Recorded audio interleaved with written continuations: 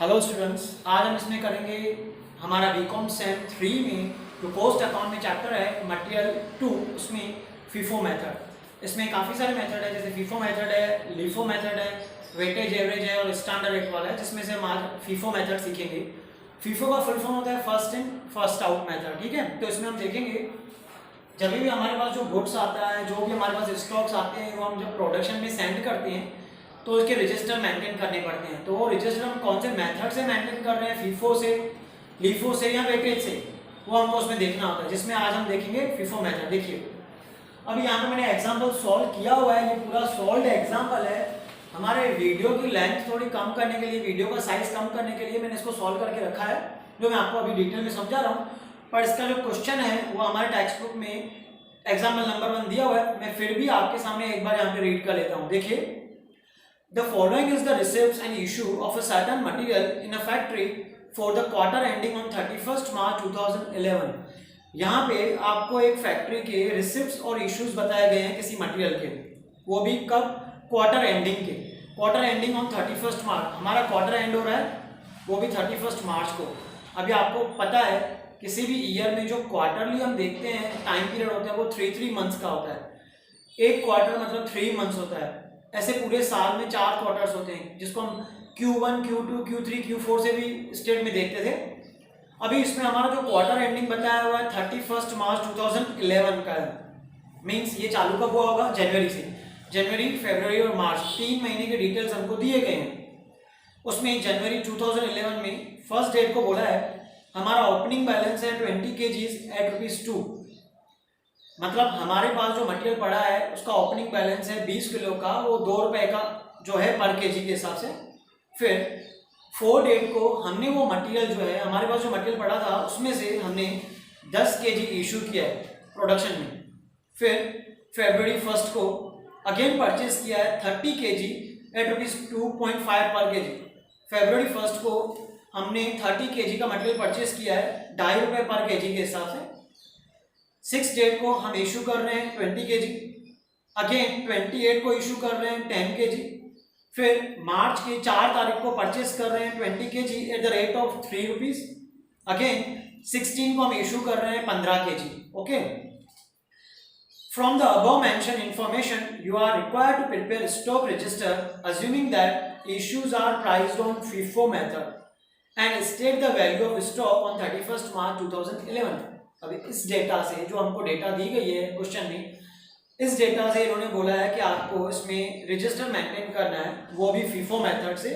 उसके अलावा 31st March 2011 को हमारे पास कितना स्टॉक मेंटेन है, कितना स्टॉक हमारे पास पड़ा है, वो भी हमको बताना है। Okay, through out this information अभी हम सम स्टार्ट कर रहे हैं, ठीक है। देखिए पहले इसमें कॉलम्स कैसे बनेंगे। इसमें हम जनरली पहले 4 कॉलम्स बनाएंगे, date, receipt, issue and balance, ठीक है। रिसिप्ट क्या आएगा, इसमें भी एक्चुअली 4, रिसिप्ट के अंदर भी 4 कॉलम हो सकते हैं। जैसे अभी हमारे पास गुड्स आती हैं, जब हम मटेरियल परचेस करते हैं तो रिक्विजिशन इनवॉर्ड नंबर आता है, यहाँ पे एक कॉलम एक्स्ट्रा बन सकता है जिसमें हम इनवॉर्ड नंबर जो है इनवॉइस का वो लिख सकते हैं, ठीक है। उसी प्रकार इश्यूज में भी एक एक्स्ट्रा कॉलम बनेगा, जब हम मटेरियल इशू करते हैं तो वो नंबर लिख सकते हैं। हालांकि वो अगर आपको क्वेश्चन में दिया हो numbers, one type of invoice number है, बिल नंबर है, तो आप वो कॉलम्स यहाँ पे एडजस्ट करके बना सकते हैं, ठीक है। देखिए अभी जैसे जनवरी 2011 था, उसमें हमारा ओपनिंग बैलेंस था 20 kg ₹2 के हिसाब से। तो मैं देखो बताऊं, जैसे रिसिप्ट थी तो हमने इसमें क्या क्या बनाया, क्वांटिटी रेट अमाउंट, इश्यूज में क्वांटिटी रेट अमाउंट, बैलेंस में क्वांटिटी रेट और अमाउंट। अब ये जब बन जाते हैं तो हम यहाँ लिखेंगे 2011 जनवरी 1। अब जनवरी 1 को हमारा ओपनिंग बैलेंस था, ओपनिंग बैलेंस कितना बताया था, 20 kg ₹2 के हिसाब से। तो लिखेंगे जनवरी 1 क्वांटिटी में 20, आप चाहो तो ब्रैकेट में लिख सकते हो ओपनिंग बैलेंस, क्वांटिटी में 20, रेट है ₹2 का, तो 2240, 20 मल्टीप्लाई 2 40 रुपीज। हम अगर उसको मॉनेटरी देखें तो 40 रुपीज का स्टॉक हमारे पास पड़ा है, ठीक है। और अगर यूनिट बेस पे देखें तो 20 kg है जो ₹2 के हिसाब से है। तो ओपनिंग बैलेंस है 20, रेट है 2 और टोटल होगा 40 रुपीज का। 20 kg इंटू 2 40 रुपीज का। अभी सेम डे पे हमने कुछ इशू तो किया नहीं है, तो इशू के कॉलम में हम डैश करके सीधा बैलेंस में लिखेंगे 20, 2 और 40। ओके, जो हमारे पास ओपनिंग बैलेंस था 20 इंटू 2 40, वो इशू में हम कुछ भी नहीं लिखेंगे, सीधा बैलेंस लिखेंगे 20, रेट में 2 और अमाउंट में 40 आएगा। ठीक है, उसके बाद 4 तारीख को आप इशू कर रहे हो स्टॉक कितना 10 kgs का, उसके नेक्स्ट 4 तारीख आ रही है, उस 4 तारीख को हम कितना इशू कर रहे हैं, 4 डेट को हमने इशू किए हुए, 4 डेट को हम इशू कर रहे हैं 10 kgs। अभी देखिए हमको चेक करना पड़ेगा कि हमारे पास क्वांटिटी में कितने पड़े 20 kg, उस 20 kg में से हम कितना इशू कर रहे हैं 10 kg। तो इशू में क्वांटिटी के कॉलम में लिखोगे 10 2 रुपीज के हिसाब से, क्योंकि हम जो स्टॉक लेके आ रहे हैं वो 2 रुपीज वाला है, हमारे पास एक टाइप का स्टॉक पड़ा है, उसका रेट क्या चल रहा है 2 रुपीज। तो हम यहाँ से इशू में लिखेंगे 10 रेट 2 10 2 जा 20। ओके, अब आप चेक कीजिए बैलेंस में 20 kg था, 10 kg इशू हो गया, तो रिमेनिंग बैलेंस क्या बचा 10 और उसका रेट क्या था 2 10 2 जा 20 आएगा। ओके, तो ये हमारे दो डेट होते हैं, एक ओपनिंग बैलेंस वाला हुआ जो फर्स्ट हमने किया और 4 तारीख को 4 डेट को हमने जो इशू किया। उसके बाद आती है February 1st पे। February 1st पे बोल रहा है परचेज 30 kg एट रुपीज 2.5 पर kg। हमने February 1st को परचेज किए हैं 30 kg, कितने रेट पे 2.5 रुपये 2.50 के हिसाब से पर kg के हिसाब से। अब मैं आपको बता दूं जो इस मेथड में होगा, जब भी आप न्यू परचेज करते हो, जब भी आप फ्रेश परचेज करते हो, तो आपके पास जो बैलेंस स्टॉक है नई परचेज के टाइम पे वो स्टॉक को नीचे फिर से कैरी करना पड़ता है। अब वो कैसे होगा मैं आपको बता रहा हूँ। अब देखिए February 1st को हम नया परचेज कर रहे हैं कितना 30 kg और पर kg कितना 2.5 रुपीज के हिसाब से। तो देखिए क्योंकि हम परचेज कर रहे हैं इसलिए रिसिप्ट में लिखेंगे, तो रिसिप्ट में लिखेंगे February 1st कितना परचेज किया 30 पर 2.5 के हिसाब से पर kg, तो 30 इंटू 2.5 हो जाएगा 75। ठीक है, अभी क्योंकि नई परचेज थी तो हम क्या करेंगे, जो स्टॉक पहले पास मेरे पास जो पहले स्टॉक पड़ा था वो नीचे कैरी करूंगा। देखो 30 2.5 75 है, तो इशू में तो कुछ भी नहीं आएगा।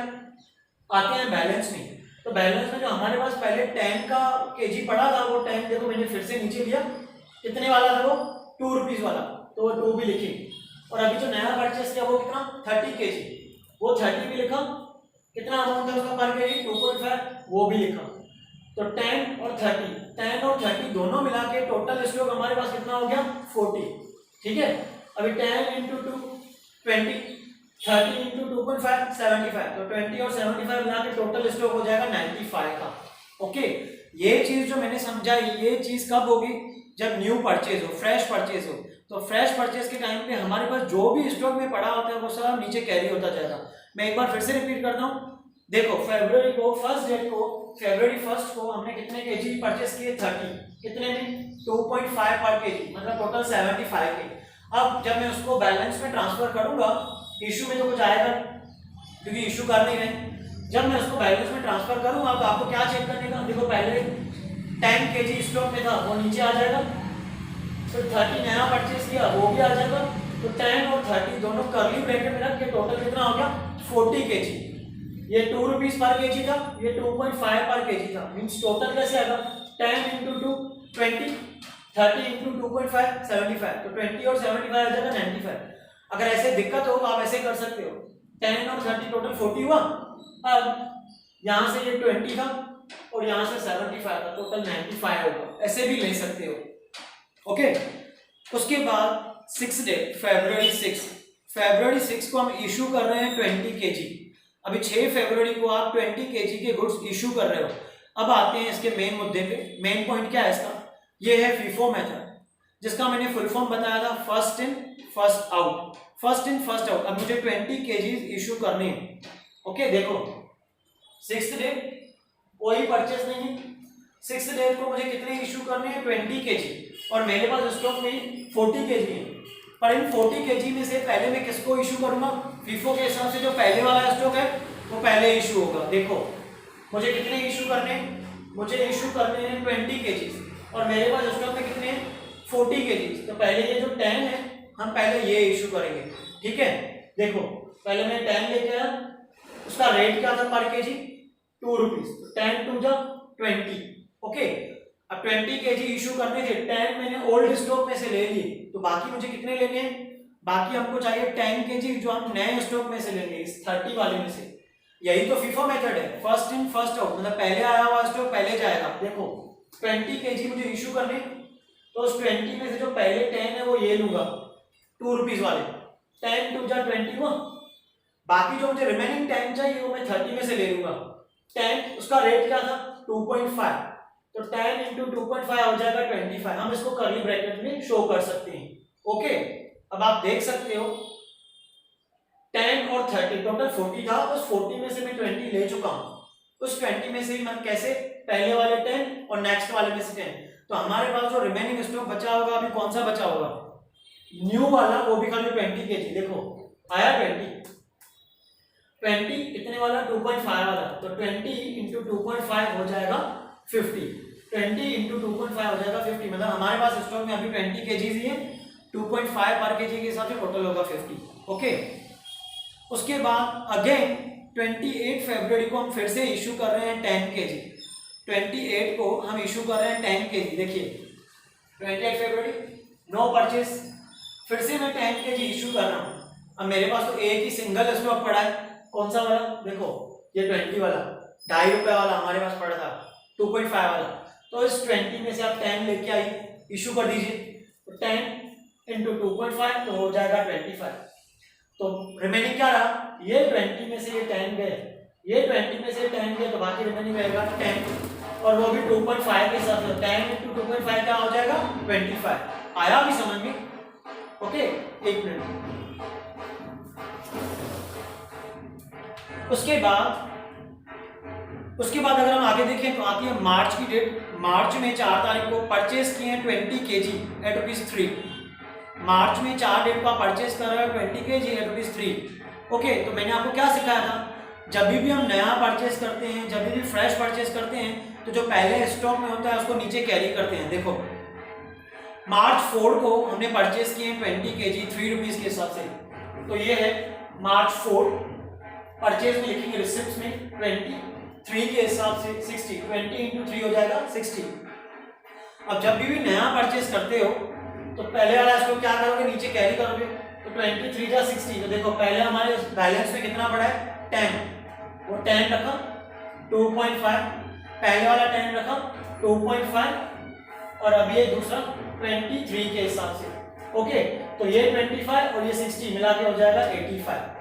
हमने नया परचेस किया है, नया परचेस किया मार्च 4 को, 20 इंटू 3 60 हो जाएगा। तो हम कैसे करेंगे, देखिए पहले वाला 10 नीचे कैरी होगा 2.5 से, और नया वाला 23 के हिसाब से, तो 10 और 20 हमारे स्टॉक में अभी कितना हो गया 30, और कुल मिला के इसका हो जाएगा 85। उसके बाद जो डेट आएगी वो है 16 मार्च, 16 मार्च।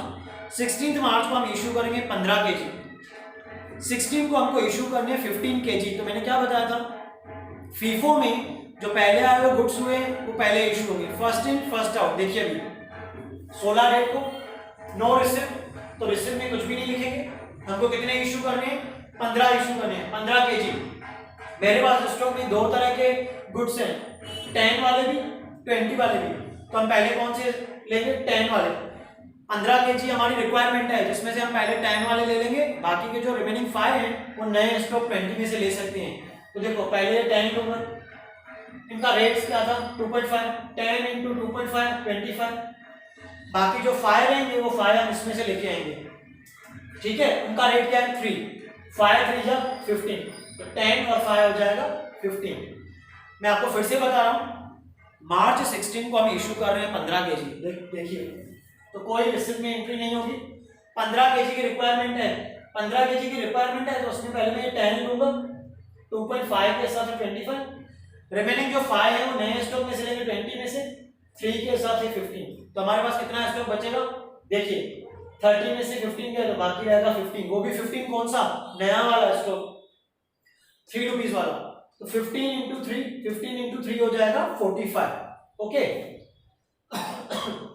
सॉरी, ये हो गया हमारा। हमको क्वेश्चन में 16 तारीख के इंफॉर्मेशन दिए हुए, उसके बाद उन्होंने क्या बोला था कि पूरे जो भी ट्रांजेक्शन है हमको फीफो मेथड से करने, वो हमने कर दिए। फिर उन्होंने बोला था कि 31 मार्च को हमारे पास क्या स्टॉक मेंटेन रहेगा, हमको वो बताना है। देखिए ये सब डेट हो गए, आते हैं 31 मार्च पे। अभी 31 मार्च में हमारा सम कैसे सही गया नहीं गया है, टोटलिंग क्या है, सही है, टैली कर सकते हैं हम उसको। प्लस 31 मार्च को इसका स्ट्रोक वैल्यूएशन क्या होगा वो भी हम देखते हैं। देखिए कभी भी सम को टैली करना हो तो पहले ये देखो 31 मार्च है, उसमें 31 मार्च को कोई रिसिप्ट नहीं थी, कोई इशू भी नहीं था।